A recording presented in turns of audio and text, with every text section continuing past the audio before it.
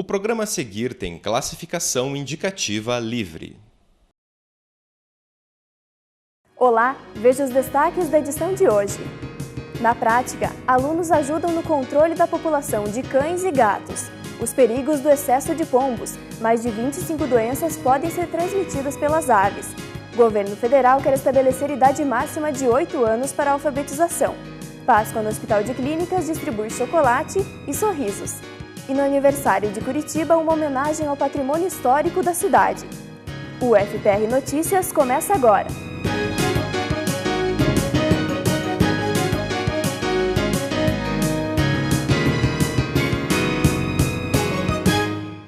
A morte de um taxista por criptococose em Londrina despertou a discussão sobre o problema causado pelo excesso de pombos em algumas cidades. A ave em si não transmite doenças, mas as fezes sim, além de causar muitos estragos. Aqui, lá, em todo lugar. Os pombos tomaram as ruas de Curitiba. A ave se adapta facilmente a qualquer ambiente, já que come todo tipo de alimento e não tem predadores naturais. Sempre quando o homem atua como uma interferência drástica, isso causa um desequilíbrio. Então, o que nós temos hoje lá? Um aumento exacerbado da população dessa pomba silvestre, ainda com a população da pomba urbana. Os pombos em si não transmitem doenças, mas as fezes, em certas condições ambientais e de temperatura, podem causar problemas respiratórios e a criptococose, uma infecção causada por fungos e que afeta o cérebro. Os pombos não são os responsáveis por transmitir criptococose para ninguém. Na verdade, os pombos, como outras aves, produzem fezes, como outros animais.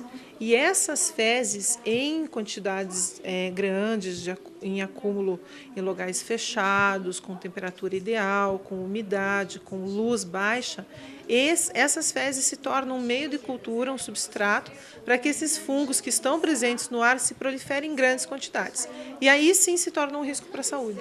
O maior perigo, assim como você está chamando dessa doença, é a meningite, porque embora ela entre pelo pulmão, esse fungo tem assim uma atração, um tropismo pelo cérebro, sistema nervoso central.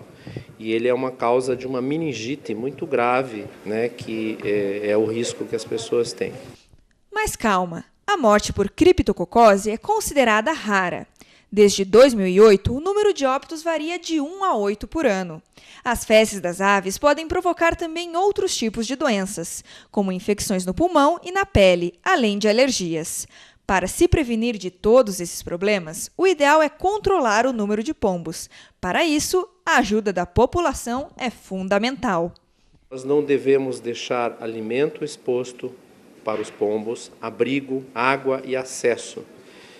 Se você não controla esses 4 As, você não consegue diminuir a população de pombos. E daí eles, ao defecarem, eles vão proporcionar que esse fungo cresça no meio ambiente e daí o risco para o homem. Então, o controle é esse, evitar a proliferação de pombos, não através do extermínio, mas controlando os 4 As que eu citei.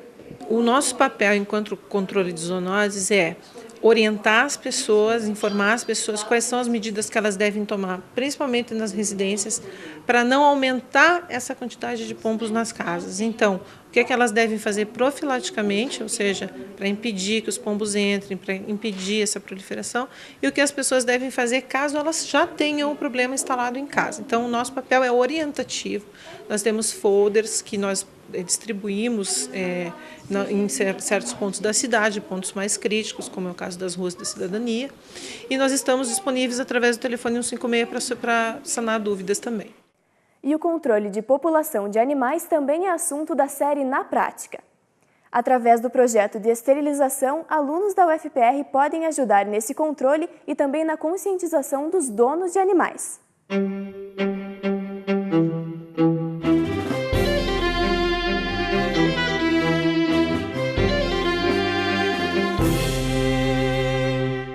Hoje nós estamos em São José dos Pinhais para você conhecer o projeto de controle populacional de cães e gatos. O projeto é desenvolvido em parceria com as prefeituras da região metropolitana. E nele participam alunos, residentes e professores da Universidade Federal do Paraná. No projeto é realizada a esterilização e educação em relação aos animais. O objetivo é educar o maior número de pessoas sobre guarda responsável, zoonose, para evitar com que os animais sejam abandonados na rua. Dificilmente a gente consegue trabalhar com os animais de rua.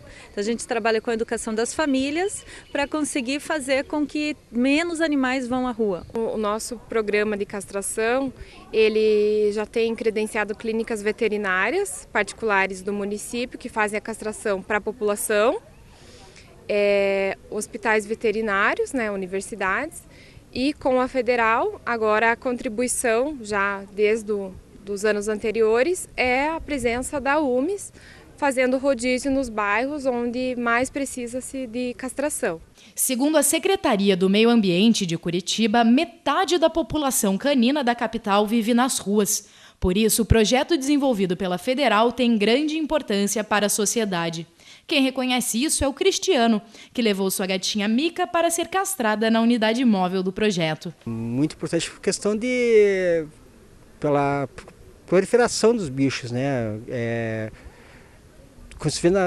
Se não fosse esse projeto, imagine quantos animais não encontraria nas ruas, né? É um contato direto que a gente tem com a população que a gente atende, então é uma troca de valores, tanto as experiências que a gente passa para eles, quanto a experiência de vida que eles passam também para a gente consegue conversar e com certeza a gente amadurece, tanto profissionalmente como pessoalmente com a UMES. Esse foi o Na Prática de hoje. Se você tem algum animalzinho para ser castrado, entre em contato com a prefeitura da sua cidade. Até a semana que vem. O governo federal quer estabelecer idade máxima para a alfabetização. A proposta é que todas as crianças saibam ler até os 8 anos de idade. Sofia ainda nem sabe ler, mas já é fascinada pelos livros. RANCISC. Ela junta letrinhas e figuras e, com muita imaginação, constrói histórias. Henrique, um ano mais velho, já está dominando a literatura. O pé de cana das rasas, a casa é feita de canos. A medida provisória aprovada em fevereiro e o próprio Plano Nacional da Educação, que está sendo discutido no Senado, estabelecem uma data limite para a alfabetização das crianças brasileiras, que seria aos 8 anos de idade. Mas a realidade de muitas escolas brasileiras já alfabetiza as crianças aos 6 e aos 7 anos de idade. Por isso, essa medida é considerada um retrocesso na educação. Estabelecer um parâmetro sempre é bom. Por outro lado, esse parâmetro, em termos internacionais, quer dizer, os países que já têm essa caminhada na universalização da alfabetização, de seus cidadãos, ele estabelece isso hoje aos 6 anos, quando muito aos 7 anos de idade. Isto é, o Brasil, ao estabelecer um parâmetro, dá um passo à frente. Ao estabelecer um parâmetro tão largo, digamos assim, tão frouxo, dá um passo atrás. Eu, particularmente, penso que, ao se colocar a criança aos 4 anos na escola, com empenho e vontade política, é possível pensar numa alfabetização aos 6 e aos 7 anos. Na escola do Henrique e da Sofia, as crianças aprendem a ler no primeiro ano, com 6 anos de idade. Essa fase é essencial no desenvolvimento das crianças, tanto que parte dos problemas da educação adulta pode ser atribuída às falhas da alfabetização. É desastroso. Hoje mesmo, comentava numa estação de rádio a respeito de um dado de uma ONG, partindo de dados oficiais da Prova Brasil, de que os jovens, ao término do ensino médio, conseguem atender de maneira satisfatória a apenas 10% do que deveriam saber em matemática. Qual a origem disso? Isso não é uma responsabilidade do jovem que está terminando o ensino médio. Quer dizer, esse desastre, essa catástrofe, ela é gestada desde o início do processo de aprendizado. Veja ainda nesta edição uma homenagem ao Dia do Circo. E no próximo bloco, a importância do patrimônio histórico de Curitiba. A gente volta em 1 minuto.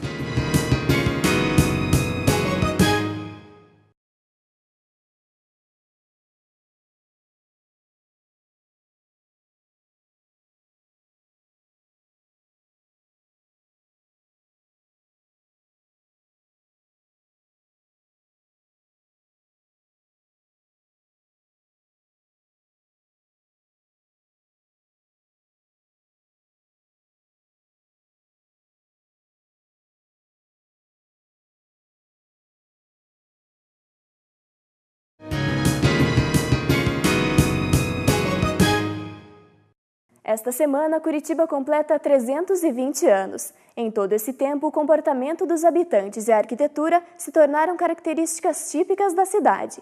Curitiba é conhecida no Brasil e fora do país também por ser uma cidade ecológica, modelo no transporte público e até cidade sorriso. Motivo de brincadeira entre os próprios curitibanos, já que eles são considerados um povo reservado e intimista. Falam que o curitibano é muito introvertido, você concorda com isso? Introvertido? Acho que não.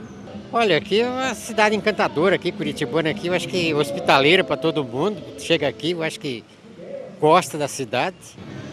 É um povo mais na dele, né? Mas Curitibano assim, eles têm motivos deles, né? Para ser, né? São um pessoal mais fechado e tal, né? Mas não tenho nada contra, não. Acho o povo curitibano meio fechado. Mas são legais, né? Depois que se conversa, conhece, são bacanas. Dizem que não é como simpático, mas acho que é. Intelectuais curitibanos da década de 50 queriam que a cidade fosse diferente do resto do país. Por isso criaram a ideia de Curitiba Europeia, a capital progressista e branca. Mas não era bem isso que se via nas ruas. O povo era bem variado e já existiam traços de pobreza. Para mostrar a divergência do que se falava da cidade na época e o que realmente ela era, uma exposição com mais de 300 fotos, objetos e vídeos foi montada na Casa Romário Martins. Uma mistura de nostalgia, diversão e aprendizado. Faz parte desse discurso. A gente era europeu, a contrapartida, né, de ser europeu, a gente era mais frio, mais voltado para nós mesmos, etc., né, fazia parte desse discurso. Veja, esse discurso, muita gente ainda acredita nele, com que isso é verdade. Nos anos de 1970, Curitiba ganhou o primeiro calçadão do país, na Rua 15 de Novembro. A obra, junto com a construção do Teatro Paiol, surgiu na necessidade de espaços de diversão e interação para os curitibanos. A cidade que os intelectuais imaginavam na década de 50 estava crescendo e virando uma grande metrópole. Tem uma obra em Curitiba que concentra toda essa expressão deste povo que chegou com as suas habilidades, que é o Paço da Liberdade. Lá você encontra trabalhos em pedra, feitos pelos italianos, trabalhos em cantaria, que é a pedra dos italianos, os espanhóis com os ferros trabalhados, os poloneses com as esquadrias entalhadas, os umbrais das portas, e a própria expressão arquitetônica da época, que era o Art Nouveau, que era início do século passado, que se apresenta nesse prédio. Então, alguém que vê atualmente o prédio restaurado, e restauramos pela segunda vez agora, recentemente, através do SESC que investiu, vai notar que existe uma qualidade de mão de obra que não se encontra em nenhum outro lugar no Brasil e não se encontra em outra obra em Curitiba. São esses imigrantes europeus que vieram para o Brasil nessa época. Estavam aqui no início do século passado. Em seus 320 anos, Curitiba concentra marcos históricos para o Paraná e para o Brasil. Mesmo dentro da UFPR, que é considerada a mais antiga universidade do país, eles podem ser encontrados, como é o caso do prédio da Santos Andrade. Algumas dessas construções são tombadas pelo patrimônio histórico. São marcas não só físicas, mas culturais, científicas e sociais, que têm valor significativo para a sociedade. Mas por que é tão importante cuidar desse patrimônio? Sobre isso, eu converso agora com o professor da UFPR e superintendente do Instituto do Patrimônio Histórico e Artístico Nacional, José Lapastina Filho. Tudo bem, professor? Tudo bem. Por que é tão importante cuidar do patrimônio histórico, principalmente em Curitiba? A questão do patrimônio, ela diz respeito à própria questão da cidadania, da sensação de pertencer a alguma comunidade, né? Então, a população, de modo geral, ela, quando convive com bens construídos pelas gerações que as antecederam e a ela foram legados, ela tem essa sensação de pertencer e de respeitar as manifestações dos seus antepassados.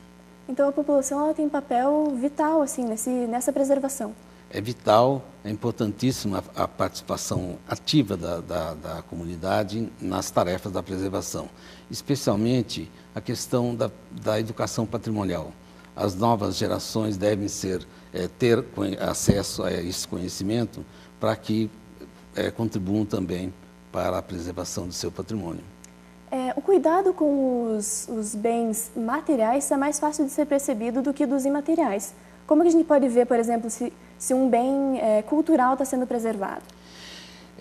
Existem os bens culturais. O patrimônio cultural tem um conceito muito amplo. Ele envolve não apenas as coisas tangíveis, aquilo que a gente pode tocar, mas também as de natureza imaterial, intangível.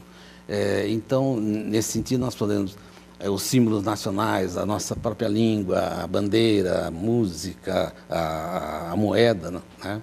São bens que dizem respeito à própria existência, à nossa própria existência, né? Então, nesse sentido, as cidades, as grandes realizações, os grandes monumentos também se inserem nesse contexto. São mais perceptíveis, digamos assim. Mas isso não faz com que eles sejam mais importantes do que os de natureza imaterial. Ambos são importantes. E aqui em Curitiba, tem algum plano de um novo patrimônio, uma nova construção, por exemplo, que seja considerado um patrimônio histórico? A questão da preservação ela é dinâmica, é um processo, né? Então, no presente momento, o IPHAN possui apenas um bem tombado na cidade de Curitiba. Embora nós tenhamos em várias outras cidades bem tombadas, inclusive 2 centros históricos, o de Paranaguá e de Antonina, na cidade de Curitiba nós temos apenas o atual paço, chamado Paço da Liberdade, a antiga prefeitura municipal, e o prédio histórico da universidade está em processo de tombamento em virtude da sua importância histórica para a cidade, para o estado do Paraná e para o Brasil, consequentemente.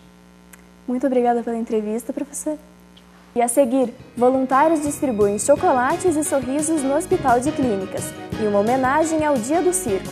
É no próximo bloco.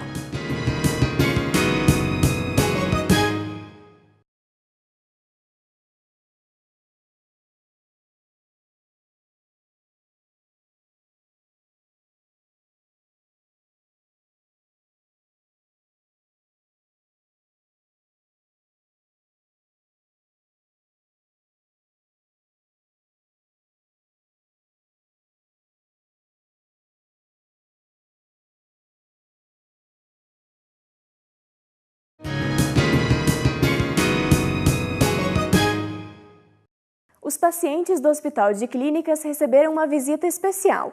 O Coelhinho da Páscoa distribuiu chocolates e sorrisos e deixou a Páscoa de quem está internado um pouco mais doce. Chega a época mais doce do ano, a Páscoa. A comemoração é uma das mais esperadas, principalmente pelas crianças. Mas enquanto isso, o desejo de outras pessoas é que esta Páscoa seja um dia de cura e esperança. Por isso, o Hospital de Clínicas da UFPR realizou, nesta quarta-feira, a tradicional celebração ecumênica que busca celebrar a vida e o renascimento. Páscoa é muito importante no ambiente hospitalar, porque Páscoa fala de ressurreição, de renovação da vida, alimenta as esperanças, novo ânimo, disposição. Então, por isso é muito importante a gente celebrar culto, a gente render culto a Deus, a gente lembrar dessa importância no ambiente hospitalar. Reunir familiares, reunir a equipe de trabalho, a direção e também os capelães e visitadores do hospital. Além do culto ecumênico, o evento contou com a apresentação do coral e das crianças do Centro de Educação Infantil Pipa Encantada, formado pelos filhos dos funcionários do hospital. Ao fim da apresentação, o Coelhinho de Páscoa fez sua primeira aparição, distribuindo docinhos para as crianças, mas não parou por aí. Para adoçar a vida das crianças que estão internadas aqui no hospital, o HC distribui docinhos para os pequenos pacientes. O Coelhinho andou pela área da pediatria, causando sorrisos por onde passava. No André, no Adalberto e no Guilherme. E aí, você gostou da surpresa do coelho? Sim. É? O que você mais gosta na Páscoa? Ganhar chocolate? Ganhar chocolate. E o que você achou do coelho? Bonito. Bonito? E até na dona Rosemary, que passa mais uma Páscoa no hospital com sua filha Francine. A menina teve um tumor no estômago logo quando bebê e hoje, já há 1 ano e meio, espera para chegar ao peso ideal e receber um transplante. É muito emocionante porque A Francine não sai daqui nem para fora, nem nada, né? E ela vê só pela TV, né? É muito importante para as crianças, até na recuperação delas, né?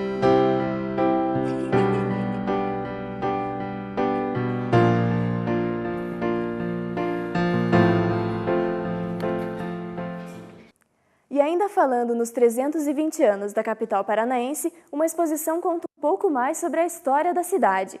A mostra Curitiba Anos 50 acontece no Memorial de Curitiba e reúne textos, fotos e revistas da época. Além disso, filmes e ambientações ilustram esse tempo, que foi de tanto progresso para a cidade. A entrada é de graça. E veja agora outros destaques na nossa agenda cultural.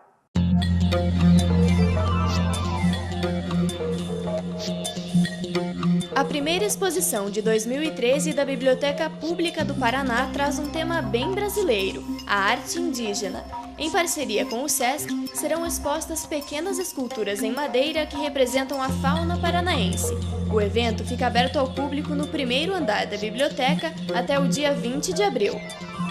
O calendário de exposições do Museu da Gravura de Curitiba foi inaugurado no dia 13 de março e segue até 20 de maio com exposições de diversos artistas. Jack Homer reflete sobre a relação entre homem e máquina com o trabalho Ensina-me a Te Amar, que permite que o público interaja com as obras através de computadores. Já o artista paraibano Júlio Leite traz a Curitiba trabalhos que abordam a relação entre palavra e cor. A edição de 2013 do Festival de Teatro de Curitiba começou nesta semana e vai até o dia 7 de abril. São 32 espetáculos na mostra principal, alguns com os ingressos já esgotados. Nesse feriado, o destaque é a peça 4D, O Homem Vertente. Hamlet, Haikai e Uno, que conta com a estreia nos palcos da professora aposentada da UFPR, Wanda Camargo, também estão em cartaz neste final de semana.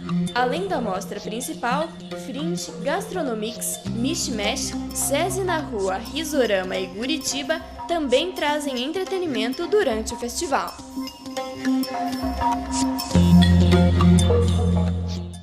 Esta semana foi comemorado o Dia do Circo. O reduto de malabaristas, trapezistas e palhaços existe desde o século XVIII. Mas será que ele ainda faz tanto sucesso como antigamente?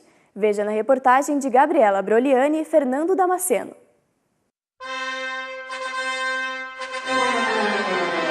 Hoje em dia, o circo não tem mais o glamour daquele tradicional, que viajava pelo país entretendo crianças e adultos. Mas nem por isso ele perdeu a graça. Tem uma fala de um artista tradicional circense que diz o seguinte, que desde a época do seu avô que fala que o circo vai morrer, né, que o circo está acabando. E, na verdade, o circo está sempre se reinventando. Né? Então, assim, ele é algo vivo, latente mesmo, o circo. O circo está cada vez mais difundido na sociedade. Então, dizer que ele vai morrer é meio incoerente, sendo que nós temos várias escolas espalhadas por Curitiba e pelo Brasil. Agora, muitos artistas estão em escolas como esta, que possuem uma equipe de 9 professores ensinando trapézio voador, trapézio fixo, tecido e acrobacias. Eu sempre fui bem ligado à parte de acrobacias, assim, até antes do parkour, lá pelo ano de 2000, eu fazia saltos ornamentais e eu sempre gostei muito dessa parte acrobática, misturado com a parte da altura e mexer com medo e adrenalina, assim. Daí do salto ornamental eu fui pro parkour e o parkour eu fui pro circo, e no circo eu acho que eu consegui juntar tudo, assim, a parte de trabalhar com os medos e trabalhar com a força de uma forma bem segura e prática, né, então bem planejada, assim. A maioria das pessoas que dão aula atualmente são ex-artistas. Não existe uma formação apropriada do circo, mas é uma alternativa, é uma possibilidade. Assim como os acrobatas, os palhaços também podem ensinar a arte do riso para qualquer pessoa. Na verdade, a maior parte do público que vem nos procurar são pessoas que não têm a mínima experiência com um palco mesmo. Né? A gente tem uma parcela que são artistas que querem né, trabalhar uma ferramenta melhor para se comunicar e tudo mais, mas no geral mesmo são médicos, professores, advogados, porteiro, enfim, quer dizer, dona de casa, que são pessoas que às vezes querem, sei lá, lidar melhor consigo ou rir mais de si. As apresentações no Picadeiro não são mais comuns como antigamente, mas a arte circense continua viva. Agora, a produção e o corpo são o foco do espetáculo do circo moderno. No circo tradicional, o artista trabalhava mais por instinto. Hoje, ele tem uma preparação física para conseguir realizar espetáculos aeróbicos e teatrais, como o Cirque du Soleil. Hoje em dia, a gente precisa e busca profissionais voltados à educação física, área de educação física, que conheçam mais de anatomia, porque como é um exercício físico, a gente não pode lesionar nem machucar o aluno, então a gente precisa desse acompanhamento específico, né, para não ter problemas que talvez um artista, por melhor que ele seja, ele não tenha talvez esse conhecimento de anatomia. E é por causa do condicionamento físico e da vontade de se divertir que muita gente procura as aulas de circo. A maioria das pessoas quer o circo porque é uma prática prazerosa, é uma oportunidade de quebrar desafios e estar em dia com seu condicionamento e sua saúde. Então o curso também serve para isso, a gente parar de se levar tão a sério e começar a descobrir, né, começar a brincar consigo mesmo e achar outras formas dentro de si mesmo, né? Então eu digo sempre que todo mundo pode ser palhaço, assim como todo mundo pode ser médico, pode ser advogado, né? Cada área, digamos, tem as suas necessidades, né? Vai fazer uma faculdade, um treinamento, enfim. O palhaço é você ter essa coragem de se encarar. Apesar do circo não se basear mais em animais, pessoas diferentes e números bizarros, ele continua despertando interesse, o que garante que as práticas circenses vão existir por muitas gerações.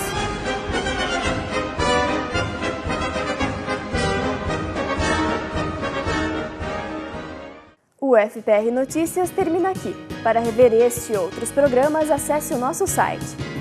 Tenha uma ótima semana e até sexta-feira que vem.